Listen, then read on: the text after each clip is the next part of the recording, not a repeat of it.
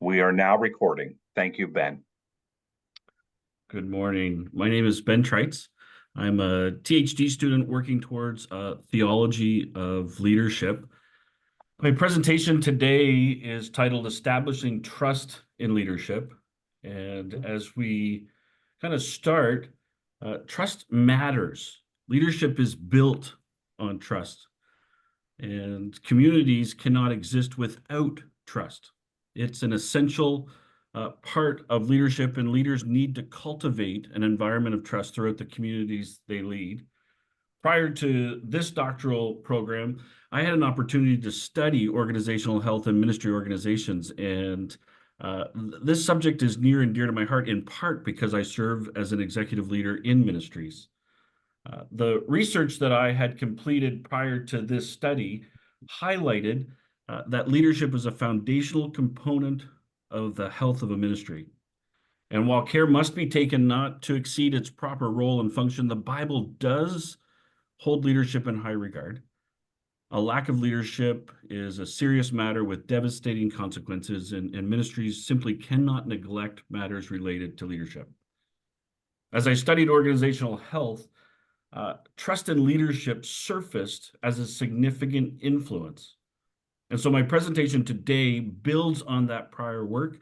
It explored how the effect that trust has in a community, particularly how trust in a leader affects a community. In my literature review, I noted that trust in a leader does have a significant influence on the community. It is an essential element in organizational trust. Without trust, health cannot be sustained. Trust acts as a linchpin, if you will, to organizational health. And uh, when we're talking about organizational health, every ministry exists for a purpose. And the pursuit of that purpose, the advancement of that ministry's mission, is the primary concern of organizational health. And so uh, this is one of the reasons why ministries and leaders cannot pursue the advancement of mission without trust. Trust, however, is not built in isolation. It requires the intentional cultivation within the community. And in my literature review, I define trust as a willingness to be vulnerable to the actions of others based on positive expectations of the intentions or behavior of that other party. And every community has trust-related expectations in at least three areas. These areas are competence, care, and integrity.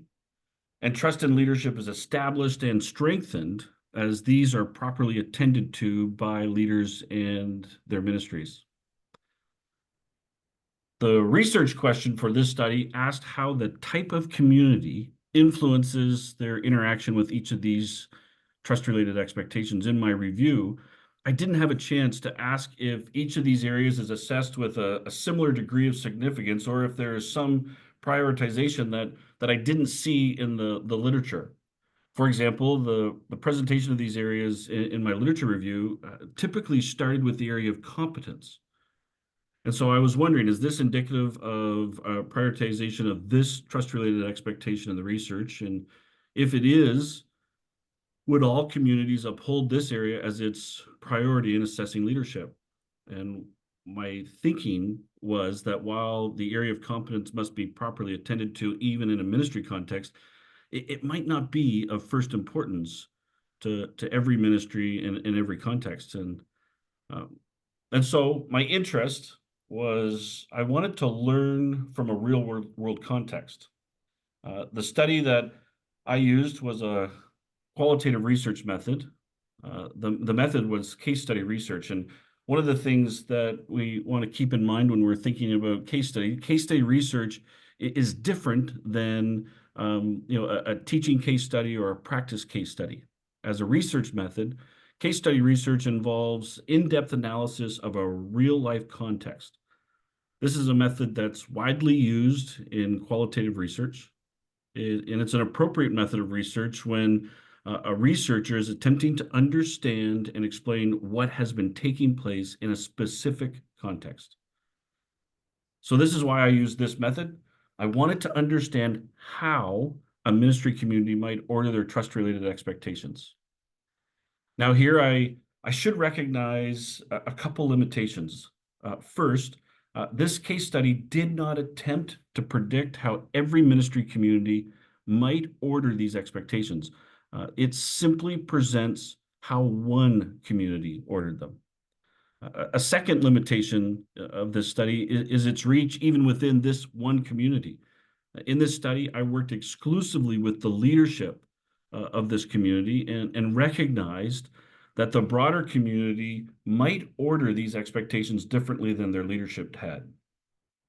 Specific to the design of this study, it's recommended that in case study research, multiple sources of data are used. And so in this study, I used three. I used documentation, I used direct observation and participant observation, and we'll walk through those in a few moments.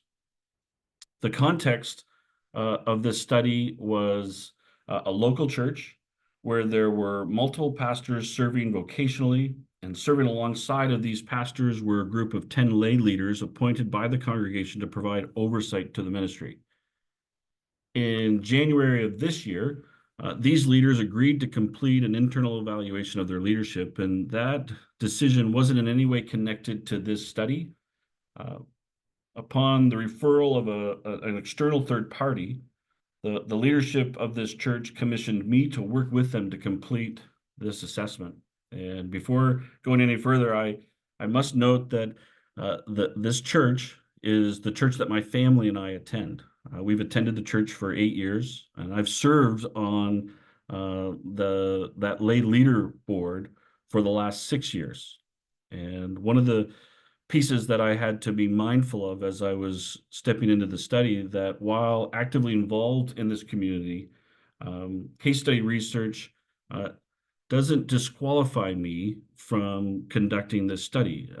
It simply requires that I pay careful attention and give due consideration to my own involvement. As I mentioned, the sources of data that I used were documentation, direct observation, and participant observation. The documentation used in this study included the assessment report that had been presented to the leadership. And again, I want to note that I was the author of this report. When the leadership asked me earlier this year to complete that assessment, I used that documentation as I completed this work. And that assessment process earlier this year included me interviewing 5 leaders in the church. These interviews were held in February. They were both a listening exercise for me and a reflective exercise for those interviewed. The tone of these interviews was casual and conversational. Prompts were used to help the participants reflect, and during each interview, those interviewed were given opportunity to share from their lived experiences. The interviews were divided into 2 parts. Part 1 was primarily interested in how the pastoral team was working together. And the questions in part 1 invited each participant to consider how that team was doing. Part 2 of the interviews examined the role of the lead pastor and how the lead pastor was meeting the trust-related expectations in the areas of competence, care, and integrity.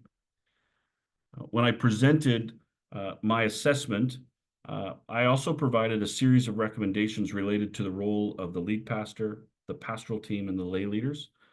These recommendations were based on the information collected from the interviews.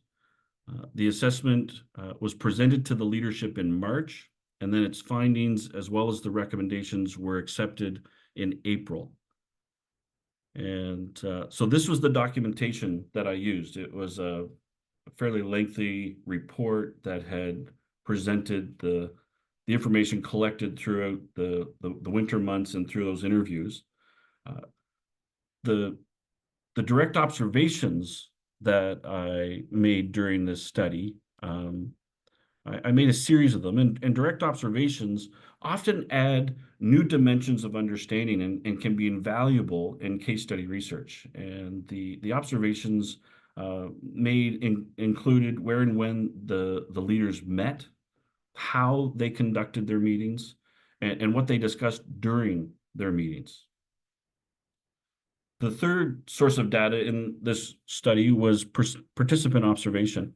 And participant observation allows the researcher to contribute to the community and can provide unique insight into the study.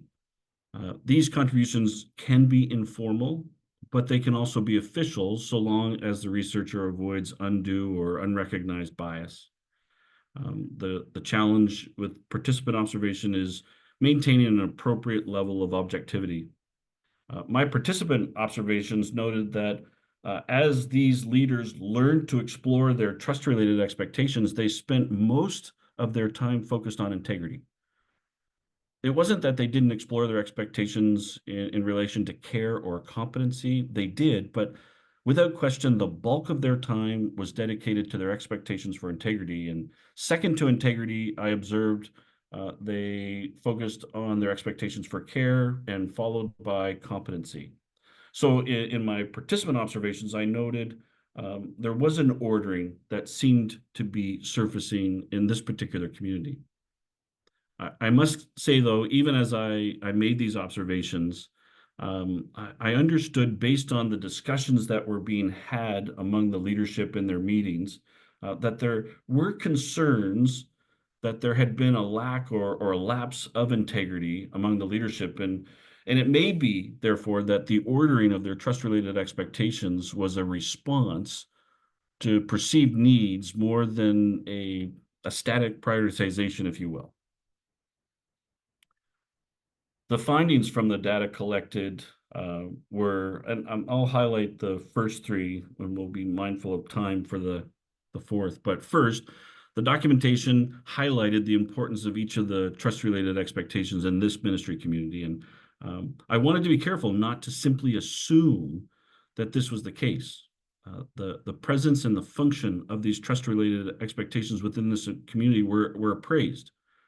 And the review of this documentation pointed to an increased recognition of the significance of these expectations within the leadership of this community. Second, the direct observations noted a greater emphasis was placed on the expectations in the area of integrity. And these leaders demonstrated a diligence in their work and spent considerable time on this leadership evaluation that they were completing. And as they did, again and again, they prioritized their integrity expectations. The third, participant observations also noted an emphasis on integrity. And as the leaders learned to explore their trust-related expectations, together, they invested more and more time discussing the area of integrity. And it was interesting, their discussions were both from a personal and a corporate point of view. So my research question for the study wanted to understand how the type of community might influence their interaction with trust-related expectations. The documentation, the direct observations, and participant observations in the study confirmed that there were trust-related expectations in the area of integrity, care, and competence. Moreover, the direct and participant observations recorded suggested that these leaders did in fact have a prioritization in these areas, and that prioritization had ordered their expectations differently than I had noted in the literature. So I want to say thank you for giving me just a few minutes to talk about the study in establishing trust and leadership. And Tony, I'll stop there, and I missed to stop paying attention to the time. I think you did okay there, Ben. Thanks. You had that organized, and what a way to excellent presentation to start with. So appreciate that. And there's been a couple of us over on his feedback form, giving him feedback. The rest of you either take notes now and add it later, or if you want to do it live, it might be good to get it there before you lose it. But thanks for getting us off to a really good start here, Ben.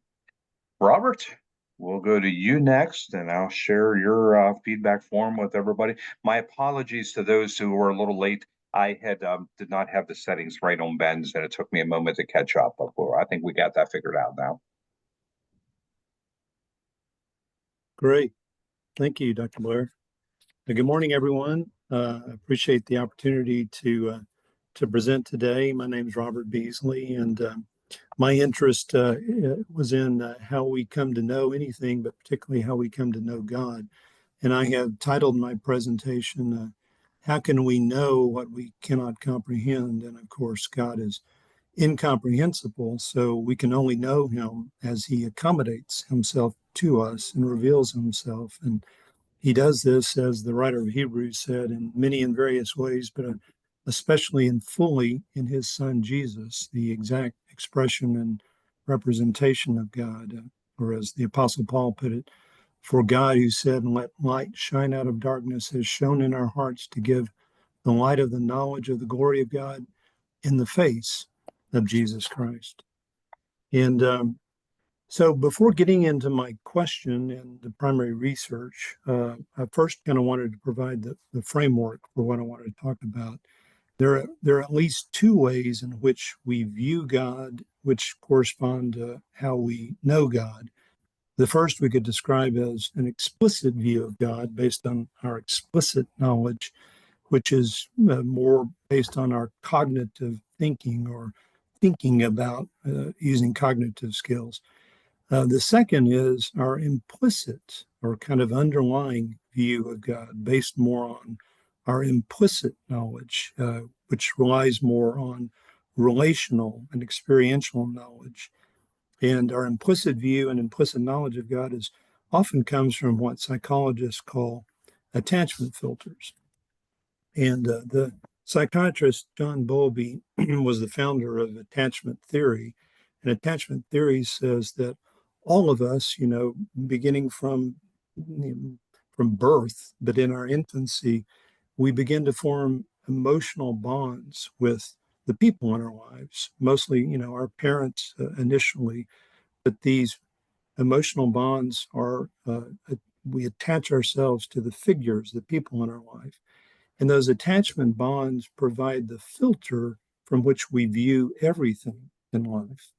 As the Christian psychologist Todd Hall says, memories of relational experiences are etched in our souls and become filters through which how we feel about God, others, and all of life. And there's four general attachment patterns. There's the good, which is secure attachment figures, loving attachment figures that provide a secure filter, a haven of safety, and a secure base to explore our world. And then there's others not so good, preoccupied, which generally are the figures in our life are unreliable or dismissive. The figures are unavailable or not responsive emotionally to us. Then fearful is more of a combination of all of those and can even be abuse. A few more things about attachment figures and filters. Attachment patterns are generally passed down, from generation to generation. So we have a tendency to treat our children the way our parents treated us if we're not careful. Attachment patterns are stubborn to break. And our view of God tends to track with our attachment figures and filters, meaning how we view God often depends on our attachment figures in our life. And most importantly, since they're stubborn, we cannot give up old filters until new, healthier attachment bonds and filters are formed. So my question is how can someone who had a very fearful, preoccupied, and a dismissive attachment figure in their dad, someone who has every reason to really hate God, how can they come to know God? And the thesis is God himself provides encounters of his loving presence to others, loving presence as others show Jesus to us and as Jesus shows us God.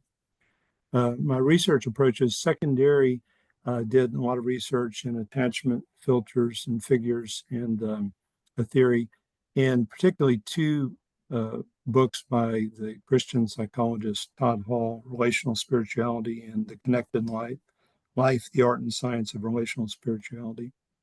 But my primary research came from using the narrative biographical method.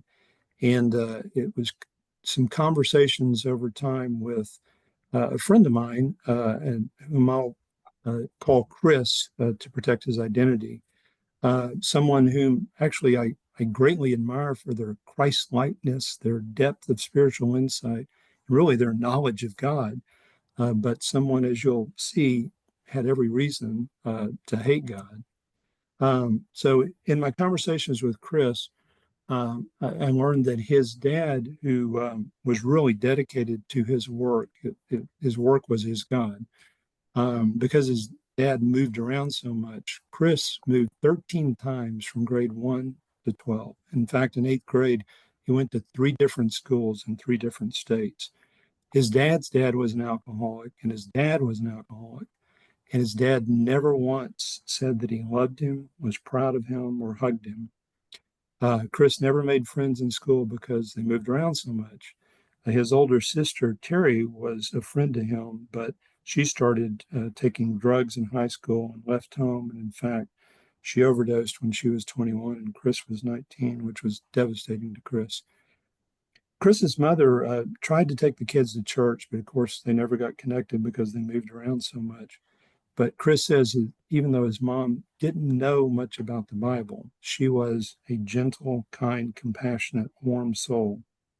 And Chris says she was really the only friend I had.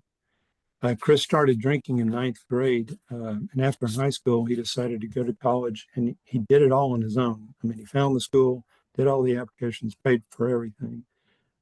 College was difficult, and he was depressed and continued drinking and drugs. But one day he was sitting outside on the campus when a street preacher came along with a sign. This is really the only thing that Chris remembers, a sign that read joy. And he was thinking, I have no joy. And just about that time, someone tapped him on the shoulder and said, do you know the Lord? And Chris said, no, I don't know the Lord. So they had a good conversation there. And Chris decided that Sunday to go to church. And thankfully, there was a good college group there that brought him in and accepted him, and he made friends with. And through this church, Chris came to understand what Christianity was all about. He began to take Bible classes and to attend retreats and seminars. And at one of those, he met a man named Larry, who was a visiting preacher. And these are some of the things that Chris said about Larry. He said he wasn't religious at all. He was just Jesus. Chris said that he asked for time to just talk with Larry on one-on-one. And Larry agreed. He said Larry was never in a hurry. And when we talked, it was all about me. I really felt that he loved me. After graduation, Chris spent a year in a spiritual internship program, and then he and his wife moved to a city in the Northeast to help start a church. For almost 50 years, Larry and he maintained a relationship through email, phones, occasional visits. And as Chris said, Larry was Jesus to me. And because of that, and as Chris kind of come to know more about Christianity, he also said this. He said, I just wanted to know Jesus more. So for 5 years, I read the gospel for 1 hour every morning. I wanted to get to know Jesus better than I knew anyone else. And so how did Chris come to know God? Simply put, in a few people, he saw Jesus, and in Jesus, he saw God. And we see in his life the interplay between our implicit relational knowledge about God with explicit knowledge. And Chris mentioned something in particular that impressed me. He said, this is something that Larry had said to him, is that, we need to be Jesus to other people so that they can imitate us as we imitate Christ. And then I'll close out with this verse from Jesus. Jesus said, by all this, people will know me, will know that you're my followers, which is another way of saying they'll know me as you follow me by how much you love others. Thank you for your time.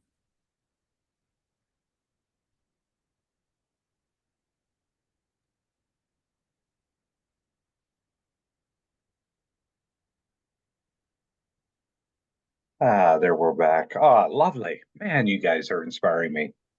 I love how you blended some things together. I have some compliments for you in the feedback forms. I won't delay the process here, but this has been very encouraging so far. We are missing a student who has signed up to present, and he's one of my own, so I better check in with him.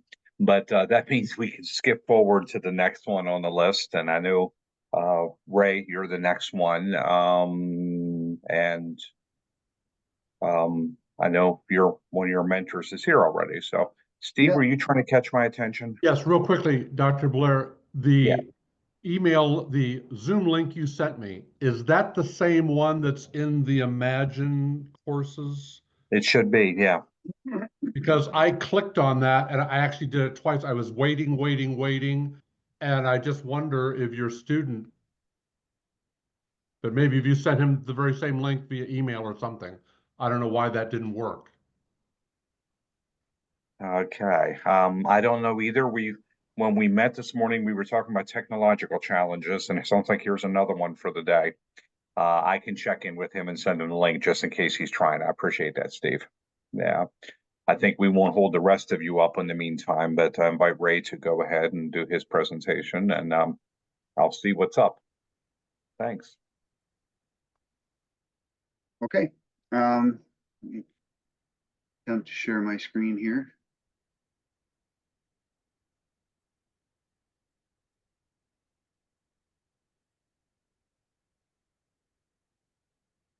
Are you seeing my screen? We are. Okay. All right. Well, my name is Ray Case, and hold on one second before I do this. I need to move this over because I can't actually see what I'm saying. Sorry about that. Okay. My name is Ray Case, and I'm in the THD program. Prepare to be a little underwhelmed because I don't have any of the wonderful research that the previous two individuals were doing. Mine is pretty much all reading, so it's fairly boring. I'm focusing on Augustine and the philosophical influences that he experienced in his life that helped him shape his doctrines, because that ties into my dissertation topic. And I wanted to see particularly how this impacted his view of the church and the mission of God. So that's what this is all about. And the research question was, did the exposure to Stoicism, Manichaeanism, and Neoplatonism influence his doctrine of predestination? And how did that impact him, his mission of the church, how he understood how his work within the church was going to impact the broader mission? And I included a quote down here, and my glasses on because I'm blind. But this came from his anti-Pelagian works, and it was in response to some criticisms of his doctrine of predestination. And as he's defending it, he was trying to help people understand that by preaching predestination, he was not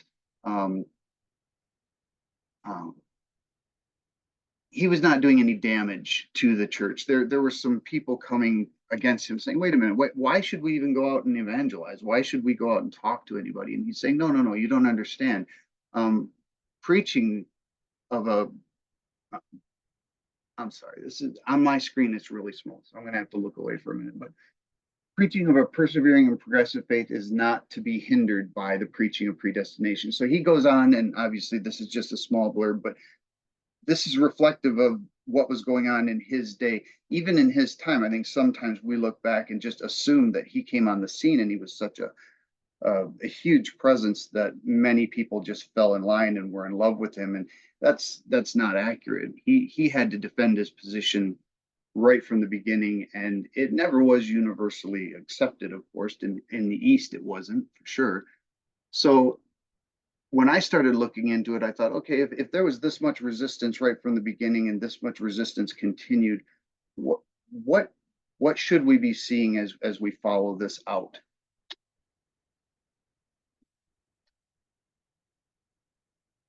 Did that not progress for you? It didn't progress for you, did it? Okay, I'm gonna try something. I apologize. This is turning into a train wreck already. No, no worries. There we Just go. breathe. We'll be fine.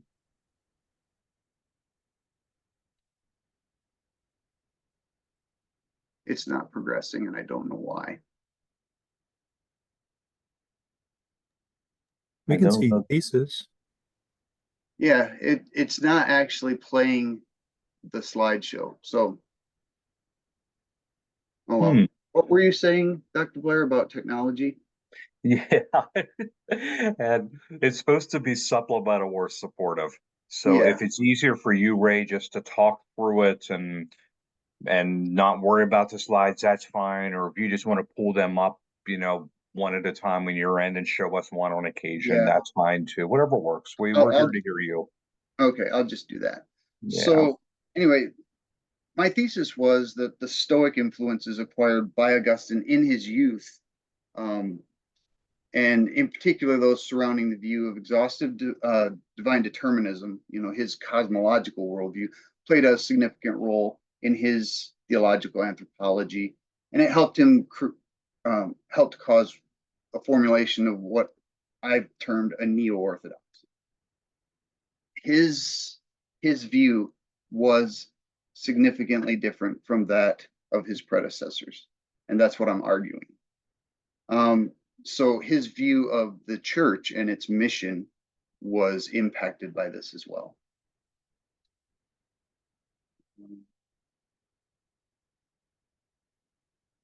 Research methodologies, as I said, by far the most boring because it's reading, reading, reading, reading, reading. It's all historical. Going back to try to figure out through his writings, the writings of his contemporaries, his predecessors, those who resisted his theology throughout history up to the modern day, and those who embraced it, trying to figure out which influences that he imbibed from his youth and from his early years and from his time with the Manichaeans were diminished upon his conversion, and what ones were embraced and continued to be held. And that's obviously a lot of reading, a lot of research, a lot of time spent with my nose in a book, which is fantastic because that's what I love. But that's what I'm trying to sort out throughout this project is what exactly impacted him, and then upon his conversion, what did he relinquish and what did he retain?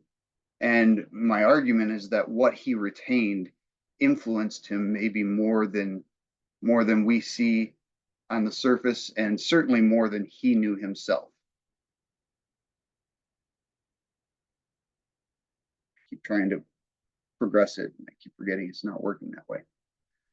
So in order to do that, I had to go back through all of his writings, obviously, and try to make sure that I'm capturing his view accurately and fairly, not taking my traditional biases and superimposing them on him, but let him speak for himself, and try to make sure that the views of other historians that I'm reading aren't feeding me what I would like to know about him.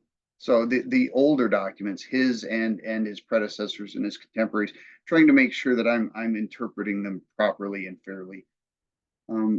Obviously, all the academic books and articles from contemporary writers, anyone who's already done a lot of the research, that I'm not trying to reinvent the wheel and go back and write a whole new work on the life and history of Augustine. I'm trying to focus specifically on how his different interactions with philosophy impacted him. So going back through all of those, and then lectures and debates, just trying to see what other scholars have said, watching scholars with differing opinions kind of go at each other, which is always entertaining.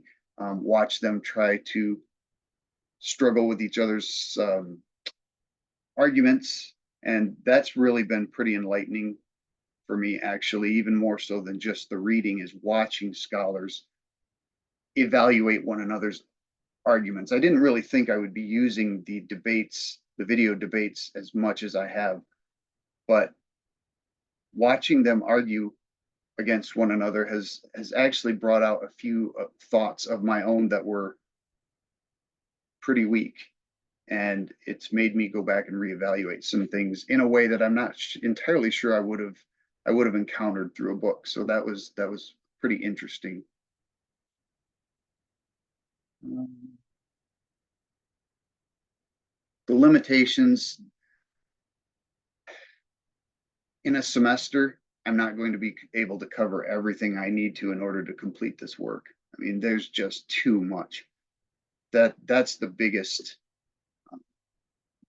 limitation for me, is just the amount of research that I have to do. And I just had to come to grips with the fact that this is going to be a part of a chapter in my dissertation. And so whatever I'm creating throughout the course of this semester is not going to be a completed work, because I don't have a time machine and I can't make enough time to create this as a completed work. This is going to be the creation of a framework from which I will produce a completed work. That's my goal. I want it to make sense. I want it to be as good as I can do within the time that I have, but I had to give up any delusion of the fact that this is going to be a completed work and it's going to be beautiful and publishable, and it's not going to be that, because the time just doesn't allow for that. So it's going to be a little higher level than I would like it to be. It's not going to touch on every point. And then total objectivity. I've been very hyper aware of my own traditional biases, and I've been focusing very heavily on the potential biases of the individuals that I'm studying. When I go out and I read these scholars, I want to know what tradition they're coming from. I want to make sure I'm conscious of the fact that they may be influenced by their tradition, maybe more than they're aware of. And I think that hyper awareness on my part is going to help me, but I also have to accept the fact that I'm never going to escape that completely myself. And some of that's going to come through. So as much as I want to be objective, I know that the sources that I'm using and my own humanity is going to ensure that some of that's going to come through. So I'm not going to be probably quite as fair to Augustine overall as I would really, really like to be. And I'm finding that to be true even of scholars who I consider to be pretty objective.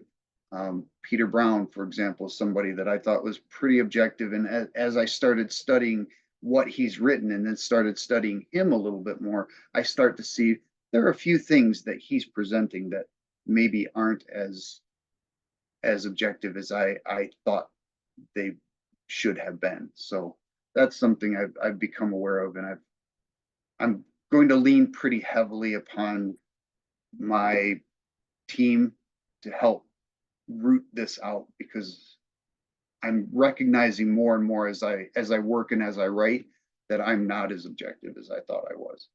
So Dr. Thompson, I'm sure, is going to be very helpful in destroying any delusions I have of objectivity. So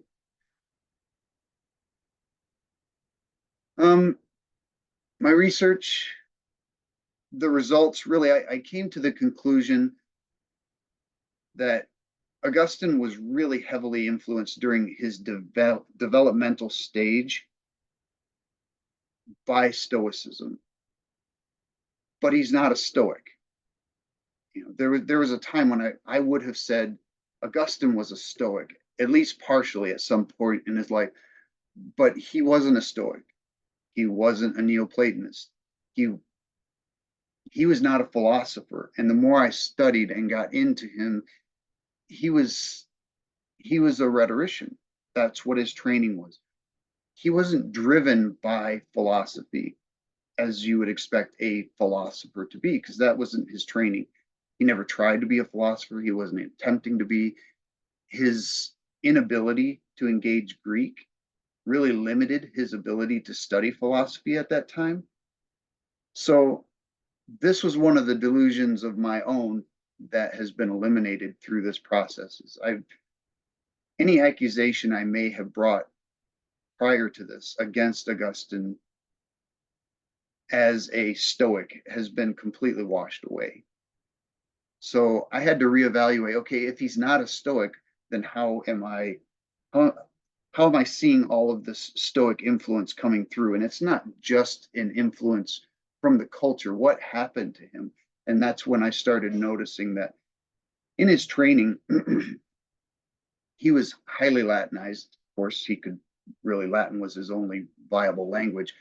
And all of his sources were Latin writers who were highly influenced by Stoicism. So even though he's reading as a rhetorician, he's learning style. He's not studying the content. During a highly developmental period in his life, all he's reading are these individuals who are highly influenced by Stoicism. And even though he's not focused so much on their content, it is impacting him. It's impacting his view of the world. And that's something that, as I followed him through his life, through his whole career, never left him. So earlier I said I wanted to look at what was diminished after his conversion and what was retained. His Stoic view of the cosmos, the beginnings, what was absolutely necessary, and that being exhaustive divine determinism, that was the one thing he never relinquished. So that was pretty interesting. It didn't disappear when he was influenced by Neoplatonism. It didn't disappear when he came to his point of conversion. It was really one of the primary constants of his entire life. So that helped me understand why he ended up writing the way he did, why he saw scripture the way he did. He had a very distinctly Stoic lens. And even though he wrote against Stoicism, they were the higher tenets. They were some of the less foundational tenets. They were the things that were the more front-facing tenets, the in-your-face, the virtue, how virtue works in a Christian context as opposed to a Stoic context. Those things he was willing to massage and at some points relinquish completely, because he was not, as I originally thought, a philosopher. He was more malleable in these areas. He was willing to give a little, and because of that, he was able to criticize Stoicism because he didn't hold it as quote unquote his philosophy. He could take it from it and leave parts of it as he will, as he desired. But certain parts that were imbibed early on were too important, and he never escaped. And that was the exhaustive divine determinism aspect of Stoicism. I found basically at the base of everything that he did throughout his entire career. So even though Neoplatonism influenced him significantly, it was really the language of Neoplatonism more so than its overall philosophy that influenced him. It gave him the ability to bridge some of his cosmological worldview that he drew up from Stoicism with the Christianity that he received through his conversion. Those two things, they don't always have a really comfortable common language, and Neoplatonism gave that language to him. It gave him a way of expressing the things that he found within Christianity. So my conclusion was that he ended up being the father of a branch of Christianity that can be reasonably referred to as philosophically Stoic, even though he employed the language of the Neoplatonists, and that the influence didn't come from the Hellenized influences of other Christians like Paul or any of the other apostles or any church teachers, which is something I hear pretty frequently. Well, Paul used language of the Stoics too. Yeah, he did, because that was the language of the people he was reaching. But I don't see Stoicism influencing his actual interpretation of the Jewish messianic tradition. I don't see that being Stoic and him changing that to fit Stoicism in any way. I see him using Stoic language to communicate what he knew. So I don't see that Augustine's Stoic influences came from the church. And I see the impact that his Stoic worldview, excuse me, I see the influence that it had primarily on his missiology, primarily in what are called the ficti, which are, it just means false or fake. And these were people that came into the church and did not have a real conversion. And early on in his career, he was really concerned about that. But through his work, as I watch his progression toward his doctrine of predestination, his view of the ficti changed at the same time. And the more he moved toward his final view of predestination, and as he worked that out and he fleshed it out, his view of how to handle the conversion of the lost changed as well. And he started to care less and less about whether a person's conversion was sincere, and focused much more on getting them into the church and letting God sort them out from there. The wheat and the tares, the sheep and the goats.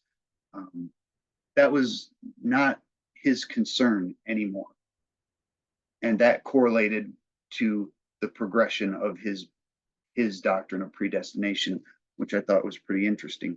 So his missiology was directly impacted by the development of his final doctrine, his final view of predestination.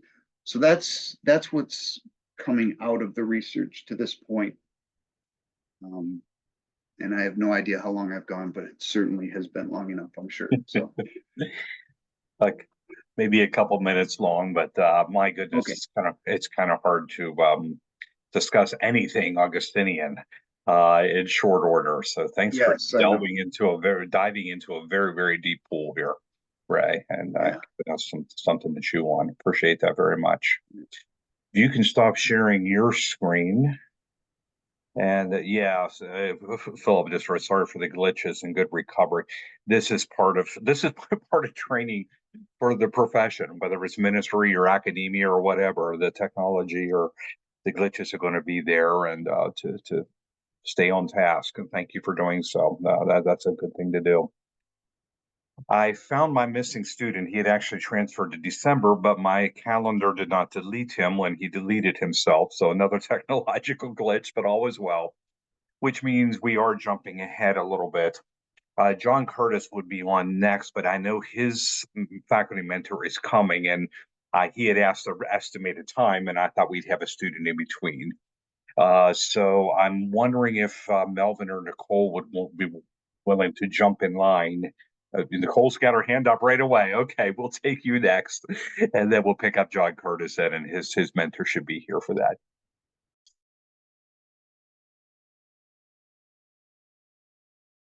Let me share my screen.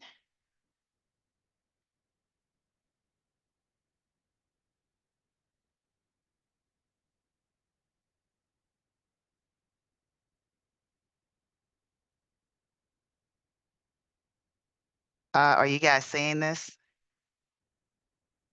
We Okay, are. great. Yeah. Great. Okay, so excuse my nerves. I'm like, I don't know what happened. It just went blank. Surely everybody's not having okay. Sorry. All right, so my name is Nichole Nichols, and I am going to talk about the role of community engagement in the success of leadership transitions at Logan University. And so my dissertation is going to be all about the impact of leadership transitions in the midst of universities. And so we're going to be exploring how community engagement can ensure successful leadership transitions, and specifically at Logan. And unlike some other folks, I was not able to like camouflage the university. I will probably do that at a later time. And so here's some theoretical framework. So during my research, I was thankful to find some several theoretical perspectives that provided insight on how community engagement can support leadership transitions. As presented, there is Bauman and Deal's framing theory, McKnight and Block's work on community building. We have Regner et al. On community practices, Kaza and Cameron's organizational resilience. Then there is Heatfert's, I can't pronounce their name, and Linsky on the dangers of leading and how important it is to have effective communication during those times. And so all of these frameworks is what all of the readings that I've done over this semester to really kind of help me navigate how to move our university forward. I also read with Dugan's leadership theory and how they emphasize the critical approach to leadership. Fairhurst and the other person on leadership communication that provides that provides a lens on strategic communication by using discourse to shape and influence alignment. We have Fullen's Change Leaders approach to fostering shared vision, Gordon's and Euchel's strategies of adapting leaderships that can guide communities through complex transitions. I utilize Kotler's vision of being flexible to accelerate change.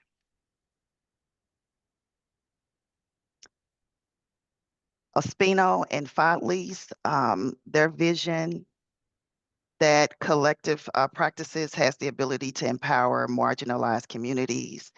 And Sheen's effective leadership in shaping culture by shared values. And so collective leaderships with all of these different theoretical frameworks, collectively, these diverse perspectives can assist in making informed decisions on building culture and community engagement during times of leadership transitions.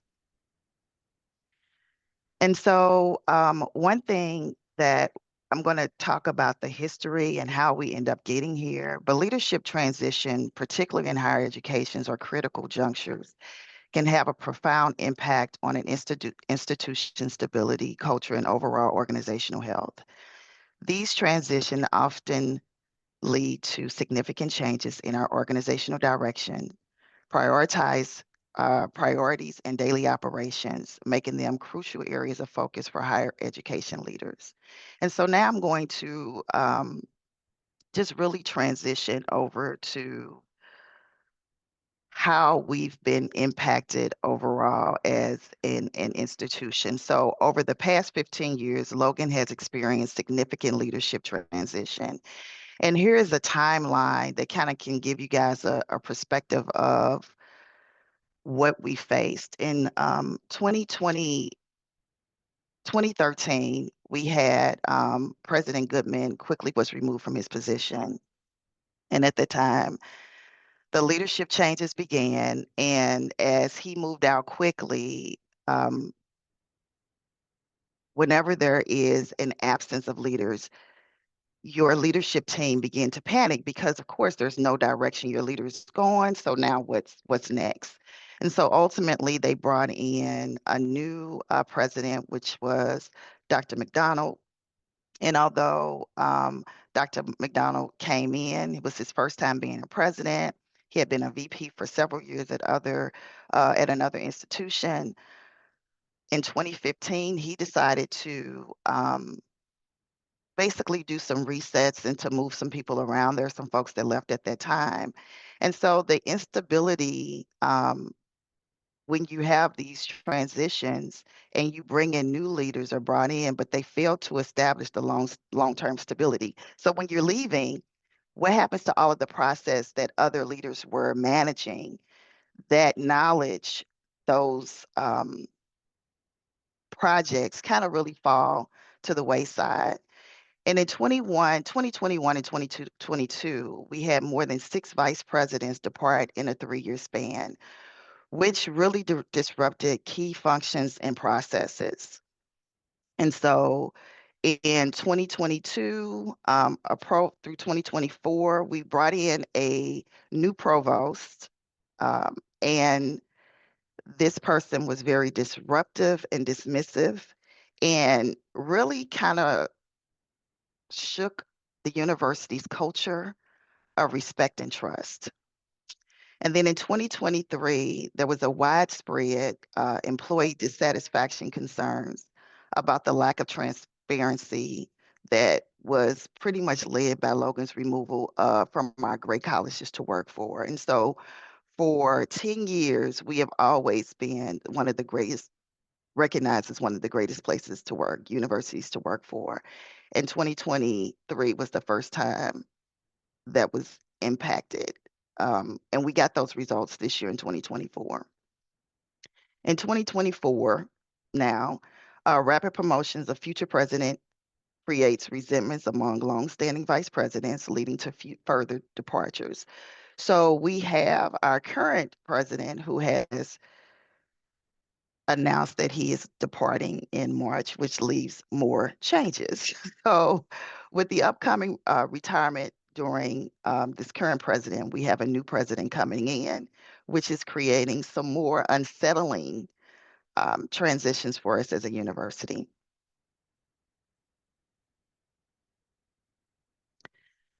So with the great colleges to work for, these are some of the things that created some disconnect for our community related to our core values. We had dismissive behavior from our provost, openly dismissive attitude towards employees' concern. Several undermined the university's culture of respect. Stifled communication. The provost frequently brushed off legitimate concerns from faculty and staff, telling them to either be quiet or, and excuse my language, but these are just turning out to be bitching and moaning sessions. This eroded the trust of morale, where this toxic behavior created an environment of fear, resentment, and it basically led to a plummeting morale and eroded trust within the leadership. With that, it became the disconnect between the values and our reality. And so despite the university's commitment to respect, the reality experienced by the community was a deep disconnect between the administrative stated values and their actions. And so accordingly, we can say that we have these values of respect and empathy. However, if your community is not seeing these behaviors being addressed, they're assumed that they're not. And so that's where there becomes a lack of trust within the community. And so as the HR person, I'm actually over the HR division at the university. And so there is a lack of HR interventions. They said despite several attempts by colleagues and leaders to address the provost's conduct, their concerns were ignored, leaving the community feeling devalued and unsupported. And so even though the behavior was addressed, unfortunately, HR cannot lead. We can lead change. However, when you're dealing with a peer, the president is the one who has to ultimately say enough is enough and help us move past that. And so we did realize that there were several communication gaps. There was a lack of transparency in leadership decisions. We should have expressed specifically what we were doing and why. Departments became siloed, mainly because they didn't know what they could and could not do. And if you have a manager who is very dictatorial, you want to hold things close because you don't want to get in trouble. This diminished the trust in the university's administration, and we're working very hard to try to do a reset. And it misaligned the process of workflows. And so what we've identified is that during this process, as people leave, again, I shared before, their projects that they worked on leave with them. And if there's not a process, who's working on what? And so it has left significant gaps. while we're trying to do a reset in our processes and ensure that we're all on the same page and know how to move the university forward. And so now we have created what we call these listening learning sessions, where HR has met with each department and created opportunities for us to openly talk about where we are as an institution and how do we do a reset and get to a place of healing. And by doing that, we've asked, like, what is it that you need to feel safe within your role? And for our employees to understand is that we are the ones that drive culture. We've allowed someone to come into our community to shift what was a solid foundation that we've been able to uphold for the last 10 years. And so how is it, or what is it that we need to do going forward, that as we have a new president coming in, and they will more than likely bring folks with them, how do we ensure that our values stay intact and that we remain consistent with addressing behaviors and staying united within the university? And so this will help us with community engagement. It helps us to maintain the organizational stability and momentum during the leadership transition by keeping processes and workflows intact. And so we are working on processes to make sure that we know all of the projects that's going on, who is responsible for them, and creating a framework where we have pods of information based in folders that is shared within the core groups that are working on them. We also want to continue to reset and have a robust community engagement, fostering trust and transparency by making sure that we provide the correct information, because even when you're in a meeting together, we can still walk out, you hearing one thing, I'm hearing something else. And so how do we make sure that before meetings are adjourned, that everyone is on the same page to reduce the anxiety and the uncertainty, so that we're both walking out of meetings hearing and understanding what's next and what the next steps are? And we want to preserve the institutional memory. Active community involvement retains institutional knowledge and expertise. We want to prevent loss of critical information when leaders depart. And so those are the things that are really important to us now. And those are the frameworks, the projects that we're currently working in and working on to ensure that we keep those stabilities. And so we're fostering open communication by, again, I said that we are consistently having ongoing facilitation and feedback, getting the feedback from each department on what they need in order for them to feel success. How do we move forward?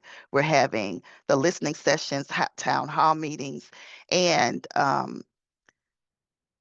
as the new president comes on board, he will be a part of this process. And so we're embracing the collective leadership so that we can reset and provide even some ongoing feedback where we're developing our leaders.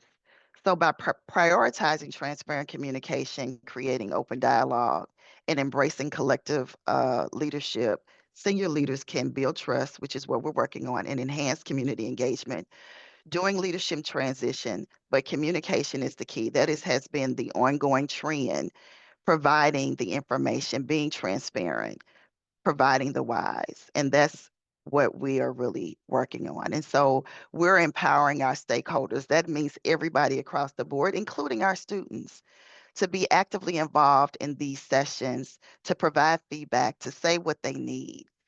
Our work groups, they're creating to address specific challenges related to leadership transition. And not just, we have set the stage that everyone in the university is a leader. You are a leader within your own space and your responsibility and your voice and how you do your role, how you create your space, and what you need to be successful in your role is important. And so all feedback is necessary and important as we begin to rebuild and reset within this space. And so we're promoting a culture of respect. And this is from the results of our Great Colleges to Work For following values of all employees. We reduced by 10% because basically the most disconnect for the employees was the leadership, not necessarily those for each other. So it was only reduced by 10%. Performance management, out of 100, we were at 48%. Communication, that was less than 60%. A lack of collaboration. So these are the things that we're working on. And confidence and leadership. So these are the areas that we're really working very diligent on to ensure that we are able to do a reset and get back to being a great college to work for. And in conclusion, I'm Nichole, sorry. forgive me for interrupting.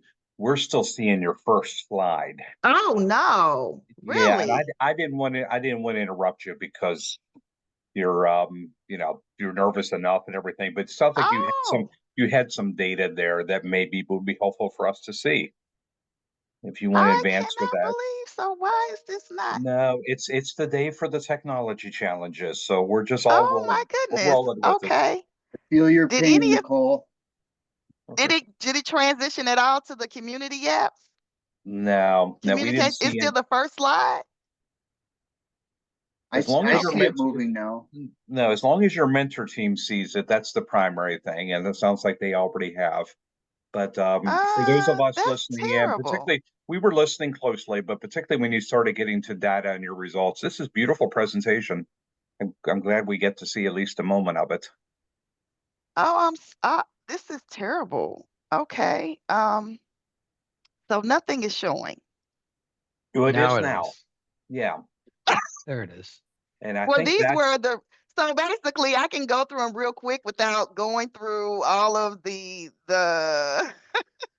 this no, was that's the slide with the data that this I was thought the I I'm thought so I sorry. interrupt you when you started using numbers. I thought you ought to know that we weren't seeing your numbers. So I don't know what's happening. But these were basically the results from our great colleges to work for results. And then I was talking about the conclusion by leveraging communication engagement strategies grounded in theory framework. Institution can ensure the successful of leadership transition and foster a resilient of a collaborative culture. I am, can you guys see this one? The last slide too, this is crazy. Okay, I will just, yeah, it's just stopped showing. It keeps freezing. yeah, I don't And know so, what's yeah, going on. so you guys didn't see any of this. Not while you were going through it. No, but let's not worry too much about that. As I said, the visuals are intended to be supplemental. You were presenting well when we were listening to you, so it's all good. Okay. This is why we do these experiments. These are experiments in research and experiments in presentation. So we get our feet wet, we learn how to do these things on a small scale, and then we learn from it. So Okay. always well. It was some really good research here, Nichole. So thank you. Thank you. I'm sorry, guys. Let me stop sharing. Yeah, and this is a friendly community. Nobody here is going to bite anybody's heads off because the technology is not up to par. Um, and it's just all over the place today. It isn't you, it's been multiple ones. And I see John Curtis's mentor, Zach Fisher, is in the room now. Zach had trouble getting in, just like Steve Neptune had trouble getting in. And we made it in, so we're here. All will be well. So thank you. I hope I didn't cut you off abruptly. Was there any last comments, Nichole? No, that's it, unless you guys had questions for me. Yeah, we got this feedback form and people have been writing on it, and we're grateful for that. So sorry to interrupt there at the end, but it was nice that we got to see at least a little bit of it. So, John Curtis, you be next. Now that your mentor is in the room, and I as he's transitioning over, I am loving the variety of these presentations, the quality, but man, so many different topics with different approaches. You guys, I mean, I'm not bored at all. I'm just loving all these different topics, some of which I know more about than others. So, yeah, I maybe write more differently on my feedback as a result of that. But thank you for bringing it today. This has been awesome. John Curtis, I'll shut up. Your turn. No, that's fine. Let's see. I don't use Zoom very often for slideshow stuff. So I guess can everybody see that? No. Now, No? you'd want to hit share screen and then pick the right tab. The share screen at the bottom on the green button. There you are.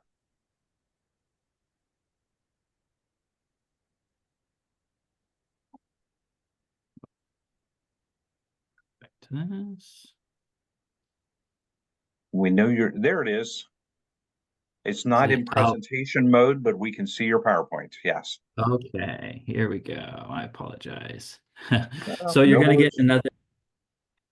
another Augustine Oh, presentation. to Augustine's. That's awesome. Yeah. Nice. I'm excited Mine's on about a little this. bit. Mine will be a little bit different, as my dissertation is pointing toward and gearing toward the Christology of Pelagius. But however, when studying Pelagius, you obviously have to do a lot of Augustine because most of the extant works and what we know from Pelagius comes from Augustine, apart from a few of Pelagius's commentaries and his Libellus Fide.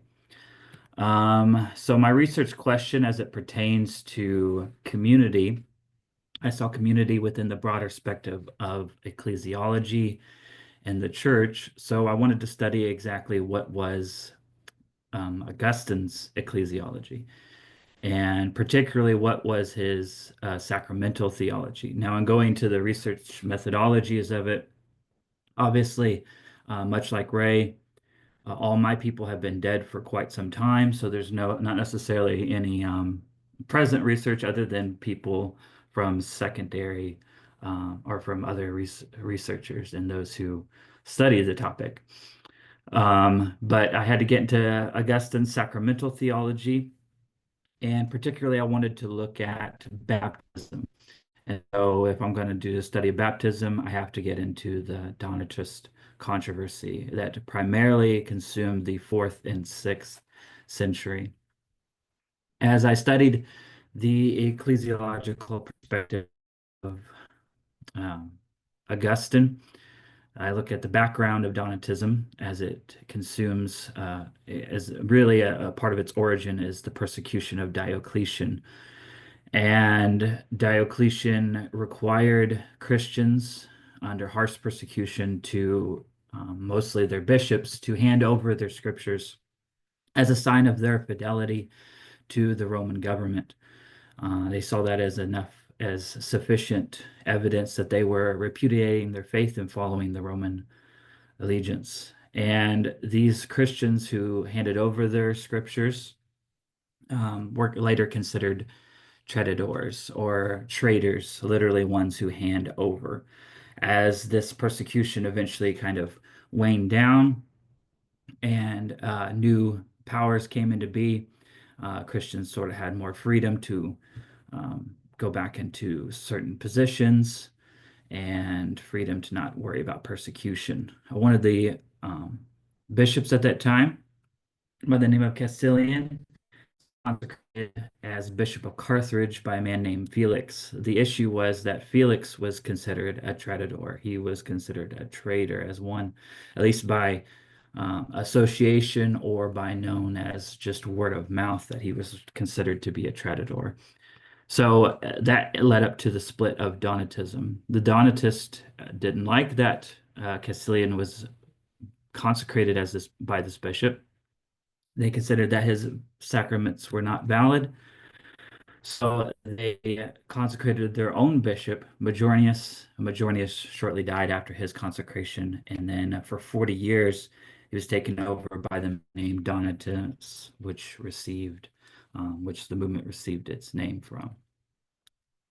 Augustine had several issues with Donatism, as Augustine comes onto the scene about a century after Donatism has been thriving and going all across the Roman province of North Africa.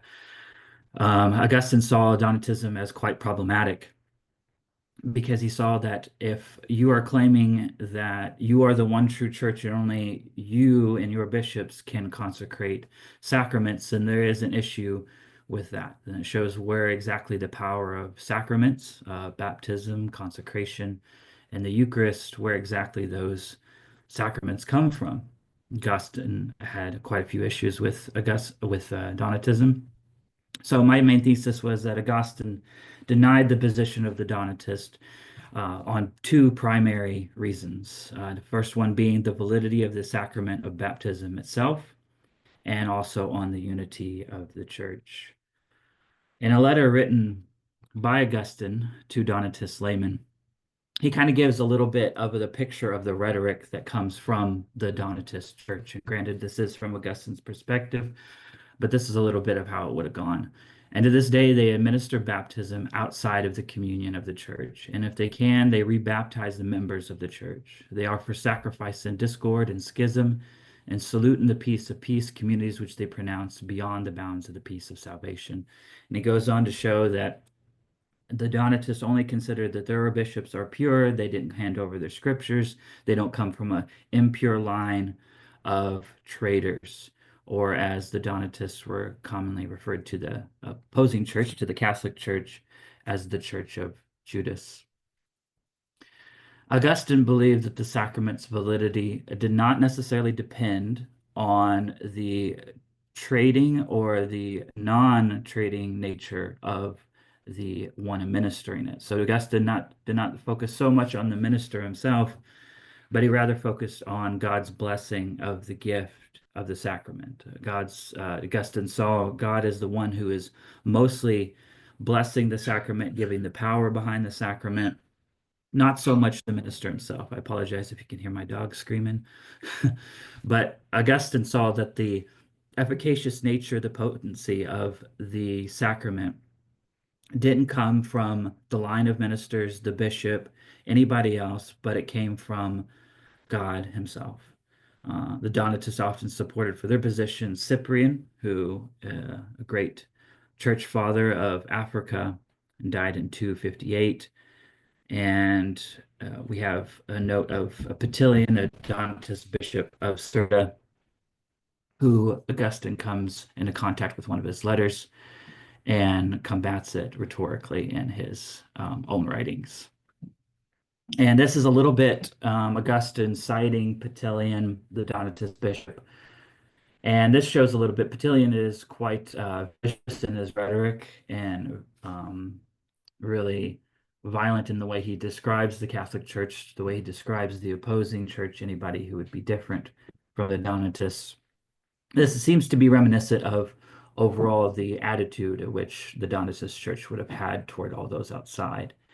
He says, those who have polluted their souls with a guilty laver under the name of baptism reproach us with baptizing twice. Those with obscenity, indeed, any kind of filth is more cleanly, seeing that through a perversion of cleanliness, they have been made to be fouler by their washing. So Augustine quotes Petilian, and Petilian says that through the waters of baptism, all those who would be baptized outside of Donatism are actually defiling themselves because they come from this line of traitors, or the Church of Judas, and they do not receive the two primary things that baptism, the church believed that you would receive through the sacrament, is the Holy Spirit and the forgiveness of sins. And when you come to something as strong of an issue as that, the opposing side, the Donatist church, was saying that the Catholic Church, all other churches outside of Donatism, can't offer you the Holy Spirit. They can't offer you the forgiveness of sins. All they can offer you is to be unclean through their own water. And the baptismal waters, this was kind of the rhetoric that Petilian and other Donatists, the baptismal waters were either considered clean or unclean. The church, along with its ministers, must be pure for their sacraments to be considered valid. For the Donatist church, for their sacraments, the Eucharist, baptism, consecration, all other things, These, for them to be considered to have potency or validity, they have to come from a line of pure ministers and a line of pious people. However, as mentioned a little bit earlier, Augustine emphasized the power of Christ. He emphasized God using the minister as a conduit to receive that blessing. And one of the arguments that Augustine uses is he references the fact that the apostles themselves baptized people, and Jesus never really, at least we don't have a record of Jesus ever baptizing anyone, but the apostles doing all of the baptizing.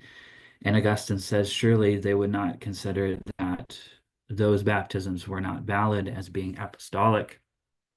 And Augustine also uses the illustration of being marked for the military, that he sees baptism as being an indelible mark that's left upon someone, as in the Roman military or in the Roman guards, you receive a mark upon your hand, a tattoo, and that's shown to be a sign that you have allegiance to the Roman Empire.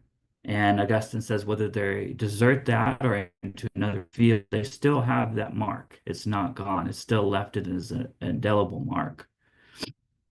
And then this is where Augustine makes the distinction between validity and fruitfulness.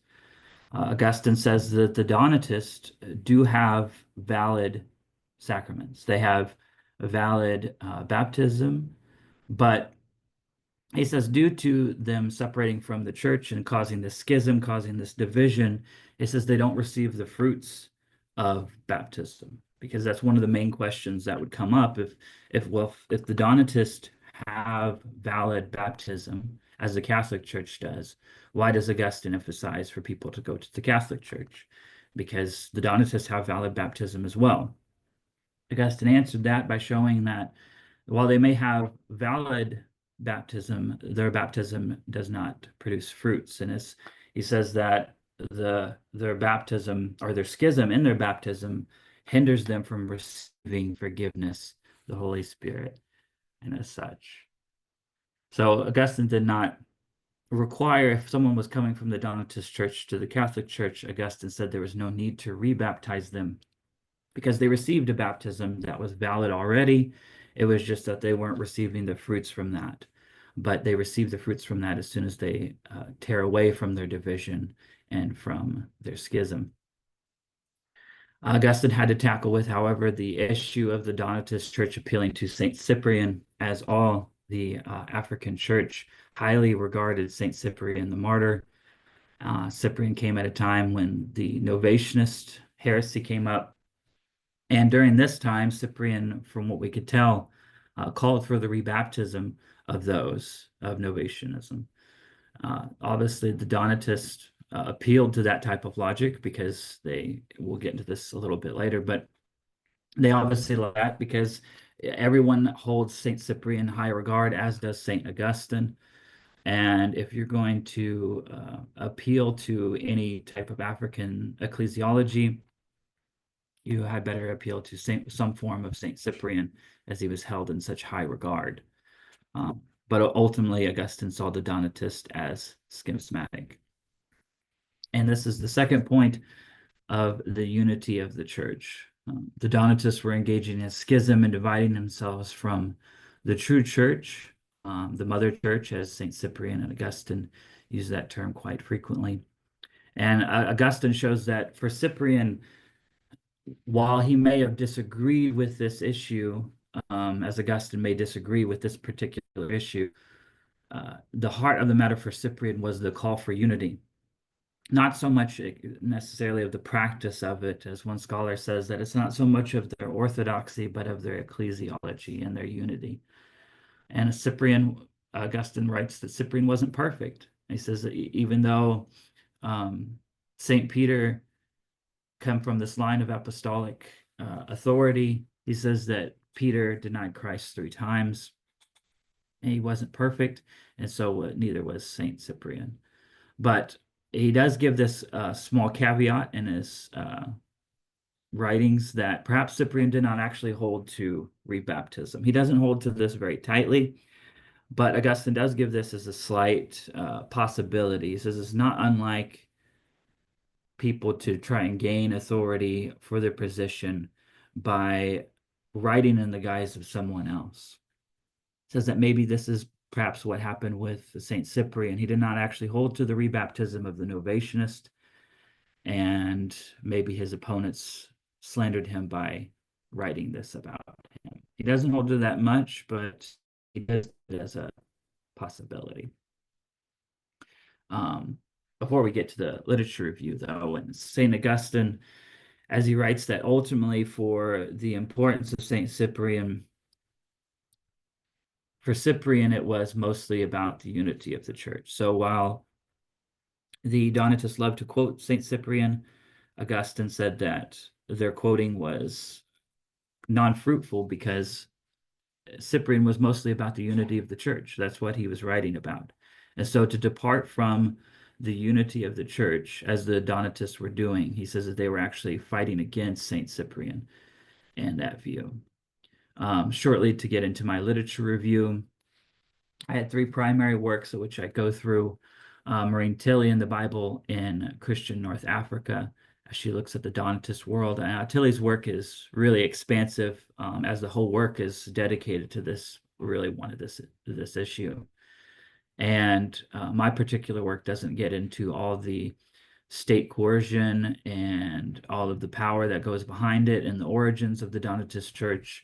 I don't get into necessarily that, as my scope is a little bit different, looking at particularly Augustine's sacramental theology. She quotes quite a bit a contemporary of Augustine, Optatus, a bishop in Numidia of Africa. And she writes that we have to be mindful of the polemical nature of these writings, as we are pulling apart pieces of Optatus as he opposes Donatism, as he's a bishop of the Catholic Church, and Augustine also opposing these views. She writes that we have to be mindful that these writings are primarily polemical, that these writings are mostly to show on the other side of why they are wrong. And so we have to kind of keep that in mind as we look at and examine their position. And one of the main issues comes up is which church is the true church. One of the main things that Optatus comes up against is a man by the name of Parmenion. And Parmenion had a little bit different of as a bishop of the Donatist Church, or a theologian. Parmenion has a little bit different view than Petilian. Parmenion does not focus so much on the purity of the minister, though that is an aspect of his ecclesiology. He mostly focuses on the validity of the sacraments based on the gifts of the church, or the dotes of the church.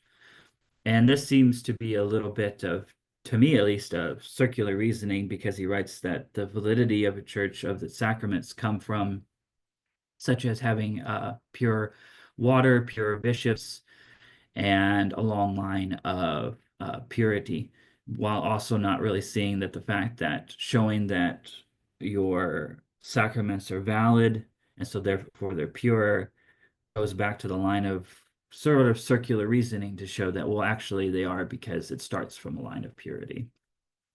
And it kind of seems like, how does this view differ from Augustine's perspective? Because Augustine does not necessarily see the power of the sacrament coming from the minister either, and neither does Parmenion. He sees it coming from the dotes of the church. But Parmenion differs where he has this intermediary between the gifts and the minister, and God administering the gifts. Augustine goes straight to God and shows that God is the one who's actually administering the gifts. But Tilly shows that there is an exclusion of the many, and Optatus focuses on this quite a bit in showing that the Donatist Church isn't so much focused on the world, and mostly focusing on their own perspective and what they can do in their own church, whereas Augustine and Optatus focus on the internationalistic perspective of the church. Second work is William Harmless and Augustine in his own words. Harmless emphasizes the fact that for a significant part of the 4th century, the Donatists were the majority. Jerome writes that in Augustine's time, it was actually Augustine who was the minority in that area of the Roman province of North Africa. So it's the Donatists that had most of the power for a while. But Augustine shows that the Donatists, as he refers to them sarcastically as frogs croaking from their own marsh, that they are crying out that they and they alone are Christians and they have no concern for the rest of the world. Harmless focuses also, as he writes, on the fruitfulness and validity aspect. However, this is one aspect that I wish Harmless would have got into a little bit more, because I had to go to other people to find out the real differentiation that Augustine makes between fruitfulness and validity, because Harmless briefly mentions it and only mentions some of it in footnotes.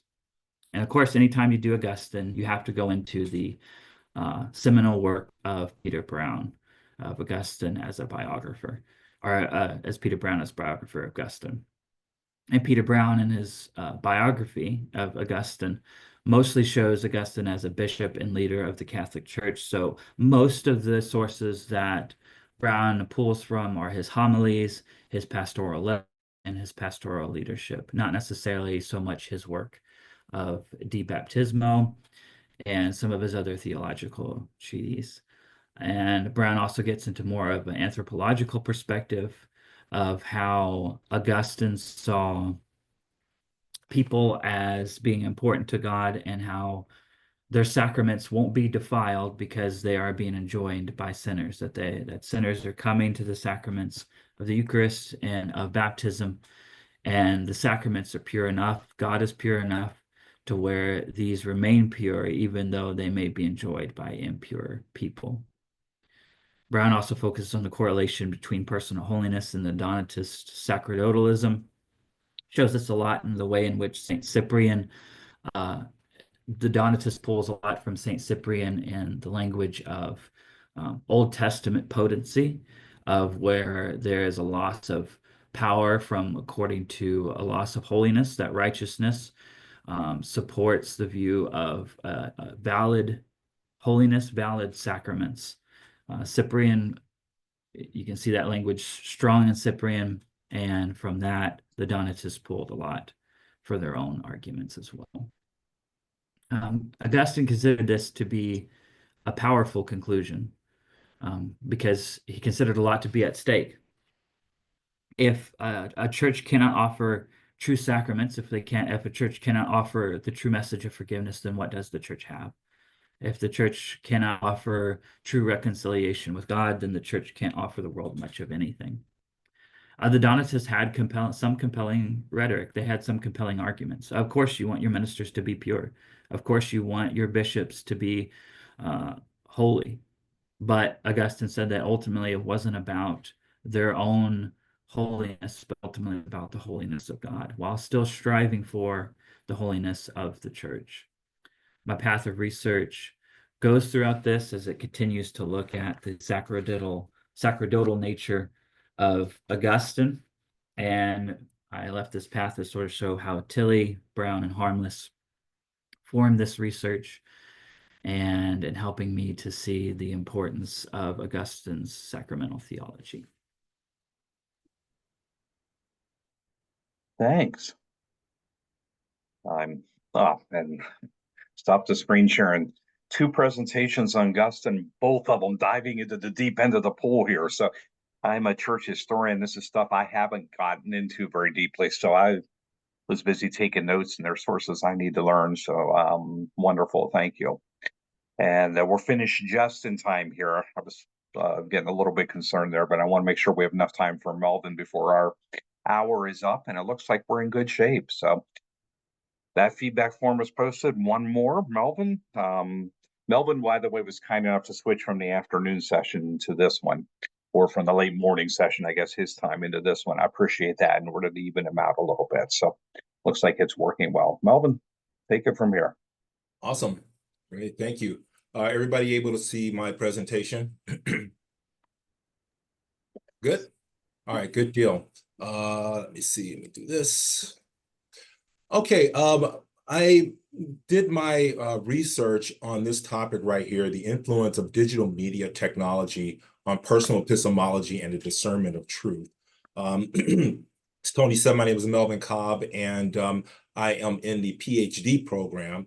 And I've just had a great time going through this program because it's really given me the opportunity to meld together my profession, which is in educational technology, and also my ministerial background. I'm a licensed minister as well. So I've always looked at different ways of being able to put these things together. So here is a little road map of what we're going to tackle. And hopefully I will be able to get all this stuff done within the 15-minute time period or time limit. So we're going to start off with putting my research project in context. So this particular project that I'm working on, it is it's part of a broader research project that is encapsulated in my Inquiring Well Master Assessment Project. So last year in the program, what I did in order to fulfill those requirements for those three assessments we had, I created a class or a type of curriculum entitled The Impact of the Digital Culture on the Modern Church. And the research that I'm going to discuss today really goes to support two modules within that particular class that curriculum that I created. So it's going to really be couched in Module B, which deals with information and digital literacies, and Module C, which goes into forming a technological worldview. All right, so let's start off with the research question, and that is, how do adult Christians experience with digital media influence their ability to discern truth in a digital world? And the project or the research itself pretty much examines the relationship between the following categories. Number one, personal epistemology of an individual. Number two, how information is transmitted from one person to another. And number three, the use of digital media technology. And also number four, something called digital media literacy. All right, some key concepts from the literature review that I did. And the first one starts off with, there's actually four concepts I want to cover. The first one is the nature and the process of knowing. Now, obviously, the class that we're in for the Imagining Knowing, by the way, I actually kind of like the old name, Imbricating Epistemology. I think it kind of had a little, flair to it. But this particular subject, it deals with an individual's belief and the nature of knowledge and the process of knowing. In other words, how do they know that something is knowable, or what is actual knowledge? So one of the things I really found myself reading about is really the nature of information itself, because you really kind of start off with that. And there was one particular information theorist, his name was Russell Ackoff. He came up with a I have it written, it's in my literature review. He came up with an actual a graphic that it described data, knowledge, understanding, and wisdom. And it's kind of like a pyramid that kind of broke down what information is to its very, from its very foundation to the ultimate thing of knowing and having understanding and wisdom. So personal epistemology incorporates how people perceive the certainty and simplicity of the knowledge and the source of that knowledge. And it also considers the criteria that people use to authenticate and integrate new information. One of the things that I came across in the literature review by a couple of authors, Hoffert and Pentritz, what they focused on was the fact that our personal epistemology, or our personal way of knowing things, it's very much tied into growth and development. In other words, our personal epistemology, it shifts and changes and grows over time. In other words, it's something that evolves. Typically, we can go from viewing knowledge as static, or something being absolute, in terms of facts and knowledge, and going into it evolves into something even more than that in terms of it being constructed within a social context. In other words, there's in education, we have a term, it's called constructivism, where an individual who is a student or a learner, they come to the table or to the educational table with some knowledge that they've already gained. And what a wise educator would do is try to build a scaffold between what the person already knows and what the educator is trying to convey through the curriculum. So the other point that Hoffer and Pentridge brought up was that our personal epistemology changes, and it basically gets increased by formal and informal education. So the more that we are exposed to different things or different types of information, the more we will, in essence, evolve in how we know and the information that we collect and gather. So that really kind of leads us into one of the heart of the matter that I have here, which is the influence of technology, and that is the transmission of information. Now, you don't necessarily need to have technology in order to transmit information.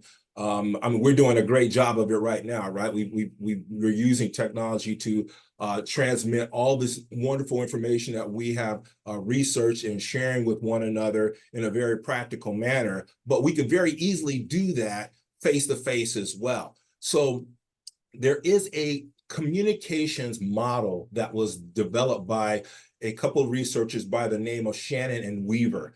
This actually goes back to 1949, so this has been around for quite a while. But this information theory model is used in academic settings, and what it does is it calculates the transmission of information through machines. So back then, and obviously in the 40s, you were talking about more of your telephony, television that was coming into its own at that point. Obviously, you had other media outlets like radio as well. But what Shannon and Weaver did was they analyzed the information as it transverse through the transmitter, the receiver, and then going into the source origination and to the intended destination. This is a graphic that gives us an idea of that. So you could have like a information source. Say, for example, if you have a pastor in a church, right? He would be the source of information, and he would transmit it utilizing his voice. And then that signal goes to the audience. And then the destination would be their intellectual receptors, in essence. So looking at this particular model, it's something that's applicable to the transmission of information through a digital lens.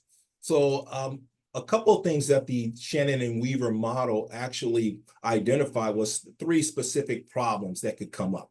It could be a technical problem where there is an issue with how the medium itself is causing the problem. In other words, the medium would be this part right here, the transmitter. A semantic problem, that would be the interpretation, how the individual is interpreting the meaning of the message that's going through. And also, lastly, the effectiveness problem, and that deals specifically with the effectiveness of the message and whether or not it's really conveying the message, the intent that the originator actually wanted to. So looking at this, this particular model, it really became something that I had to consider as I was doing my research. A couple of other key terms that came from the literature review really dealt with the digital devices and information access. And in essence, your digital device would be any sort of mechanism that would convey information electronically. It's across the board digital devices that has essentially altered how people access and approach and engage with information on multiple levels. These digital devices, they give us the ability to access immense amount of information, and really we can do that instantaneously. It also creates what I found a paradox. Sherry Turkle, she wrote this, that while people have more information at their fingertips, they also struggle to filter out misinformation and rank what is credible. That not only goes for the secular realm, but it also goes for the religious realm as well. You think about YouTube, you think about various blogs, Discord sites. It is a bastion of information that's available for us and to us 24 hours a day, and it can be something that can actually and I saw this in my research, be a detriment in many different ways, but also there's a lot of benefits to it as well. There's also something that has to be considered when you're dealing with digital devices, and that's the algorithm effect. Okay, algorithms are these complex programs. We deal with them every single day. What they do is they tend to constrict or restrict certain type of information flowing to individuals based on past searches that they've done or past behavior that they've utilized on their computer, whether you know it or not. These things, they track your keystrokes. They record the sites that you go to. They build essentially a dossier upon the individual, and then essentially tailor they takes the findings of what you've gone through, and it gives you ads. It's used generally for marketing, things of that nature. But what can happen with this algorithm effect is the creation of something called an echo chamber.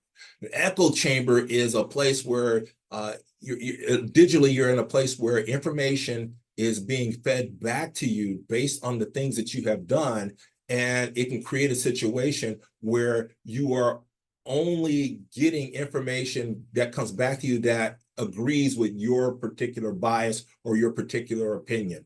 It's very common to see that when you look at various YouTube sites, and then YouTube itself, based on the algorithm, will bring back many different responses associated with what you've looked at in the beginning. The other thing is digital media literacy. Digital media literacy is broadly defined as the ability to access, analyze, and evaluate and create media in a variety of forms. It's a process that actually gives you the ability to identify, if you master the skills, you're able to identify the messages that are embedded inside of the information that's coming towards you, either digitally or even orally if you're talking to someone face to face.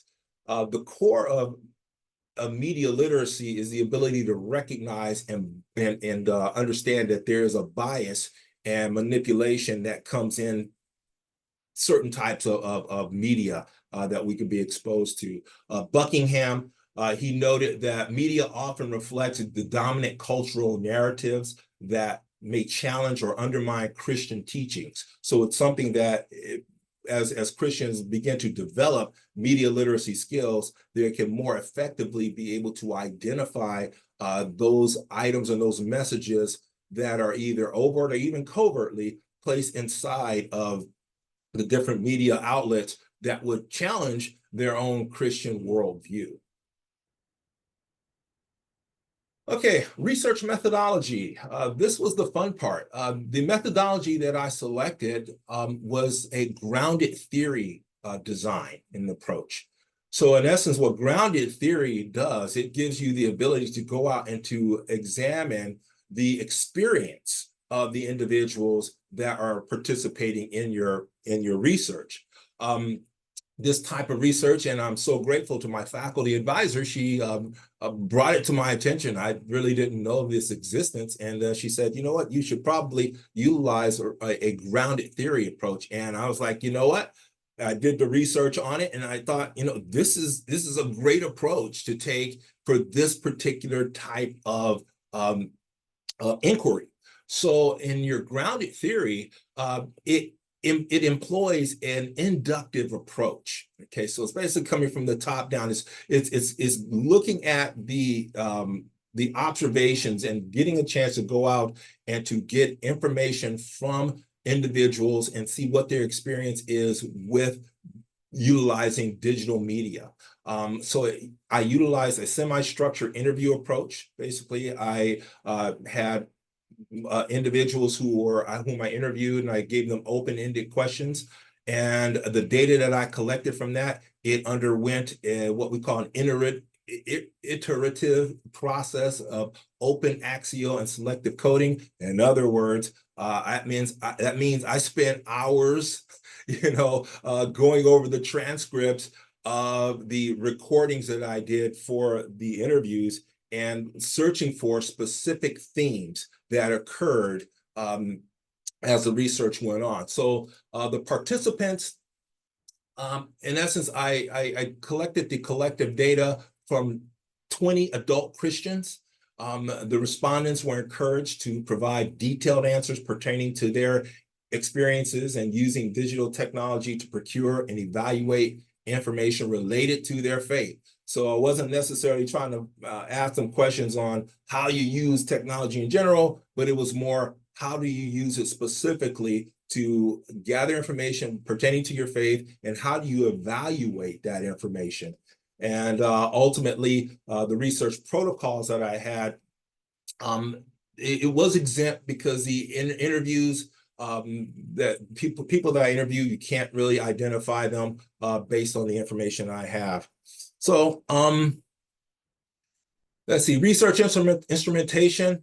These are the questions that I asked the individuals that I did the interview for. As you can tell, they all pretty much are dealing with some form of technology and how they utilize the technology. I asked them things like, can you describe a time when you encountered a piece of information online that challenged your faith or your worldview? How did you determine whether it was truthful or not? Probably the most provocative question that I had was number 5, generative artificial intelligence, dealing with having people share their experience with AI. And you know what was amazing that I found?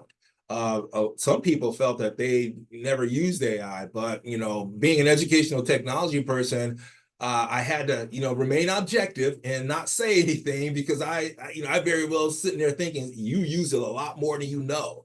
And so here's some of the limitations that I came across in the research.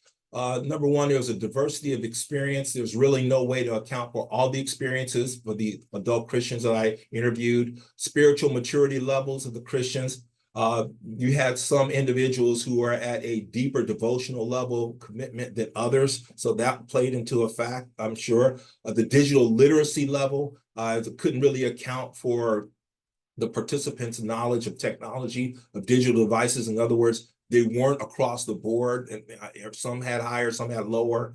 Educational level, and also another particular one was the potential generational gap. So you have millennials, they would answer things differently or view things differently than the boomers, who did things differently than Generation Z. Just kind of as I get to the end here, just want to share a few of the research results, some of the emerging themes and codes. For question number 1, which was digital technology-based devices are electronic tools and resources that are used to generate, find, and store and convey information. What role does the digital technology or digital tools play in your daily spiritual device or your daily spiritual practices? Some emerging themes was the integration of digital tools, and some of the codes that came through really dealt with the actual tools that they use. Some use Bible Gateway, others YouTube, some use a Hollow app. Perhaps some of you are familiar with some of these tools. Question number 3, have you ever felt overwhelmed by the amount of religious content available online?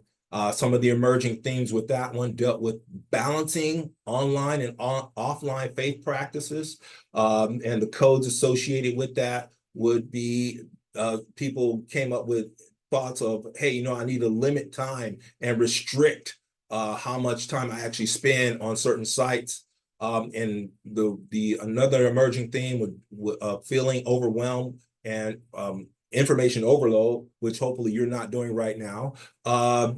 People essentially responded in some of the other codes that came up with how they filtered out information. So it was a great deal of data came through. The last one dealt with the generative artificial intelligence. It's growing more potent by the year. Please share your experience or perception, because not everybody understood what their experience were on artificial intelligence being used to provide guidance or information on spiritual matters. Some of the more fascinating things that came up from this research dealt with the different techniques for using AI for Bible study. So we had a lot of different, I had some individuals, they loved using it. They didn't mind using it. Okay, some of them even went so far as to go onto the AI, create the personas, and deal with the AI through a specific persona, you know, as a bishop or a priest or something of that nature. So they displayed a pretty high level of being AI literate. I'll put it like that. And then again, I had some individuals who they were like, you know, no AI whatsoever. I can't trust it on a moral level. So very interesting results that came from that. Conclusions. Number one, that I kind of came away from with the study was digital technology does not sharpen mental or spiritual acuity. In other words, it can augment the senses, it can give us information, it can help us accumulate knowledge, but the presence of all that information doesn't necessarily guarantee the development or attainment of wisdom or spiritual insight. Number two, utilization of the digital media technology can lead to reinforcement of pretentious thinking. In other words, going back to that echo chamber effect. So if someone has a certain opinion, a certain thought that's based on a denomination or a belief, they can very easily find themselves in that echo chamber where they're just being cocooned by that information and nothing from the outside. And thirdly, digital devices and services can allow a person to bypass prescribed processes that have traditionally preceded growth or attainment of a specific goal. And all of that to say that elements of digital technology can be a determining factor on the rate at which an individual matriculates through aspects of Christian development. It can be a factor, it doesn't always have to be. There was so much information that came through the study, and I just have a lot more, and I'm just glad to be able to apply it in the course that I developed. Thank you very much. Hopefully I wasn't too far over time. Thank you, Melvin. Yeah, the challenge of time is one that we continually have to work on, those of us who present for a living. But we got done. It's only 11:05. We're in my time, but we got done, and it was rich and good. I think one of the things I'm going to do this spring. Could you stop your share for just a moment here, Melvin, so I can look you all in the eye here? One of the things I might do this spring is make these hour-and-a-half sessions and have 5 or 6 presentations rather than the 2 hours, so we don't wear you out and you miss the opportunity to get the richness, particularly of the final several. Feel free to give me some feedback on that. But well done today, everybody. Thank you. Continue to fill out the feedback forms if you haven't done that. If those you're watching this and recording later, please do that. That's helpful to the students. This is not critique. This is supporting one another. We have a community of learners here, not just a bunch of us doing this individually. And and we will continue to learn this. And today was not our best day technologically, but that's been true all week long, for at least for me. So no big deal. We learn from it, and we learn how to keep on moving here. So thank you for all the good comments, and I will quit recording and say blessings. Have a beautiful day.